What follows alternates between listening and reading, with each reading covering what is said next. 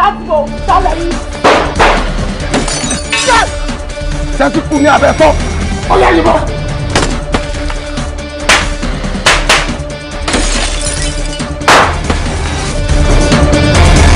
Àwọn fani just 3 months now. Gbogbo ibikíbi tí ìwà àgbàjẹ́ lè wà láti mú un. Sport wo ni incident ẹ ti ṣẹlẹ̀? Do you have an idea? Wọ́n ní iṣẹ́ táwọn ṣe lọ́wọ́ títí ìgbẹ̀mí àwọn káwọn kú sẹ́nu ẹ̀ ibi ó dé kẹ̀mọ́ gbé ìṣòro bẹ́ẹ̀. Lẹ́nìkan nú yẹn bá ti kú báwọn àwọn tó kú ó máa kú tẹ̀lé ní. Kò sí ṣíṣe kò sáì ṣe àbíkẹ́ kú.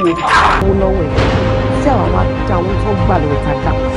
Aṣíwọ̀n gangan ni ó lò. Oògùn tí mo ṣàlérí ní ojoogun ẹ̀ lọ́wọ́ àwọn bàbá ńlá mi. Wọ́n láti ṣẹlẹ̀.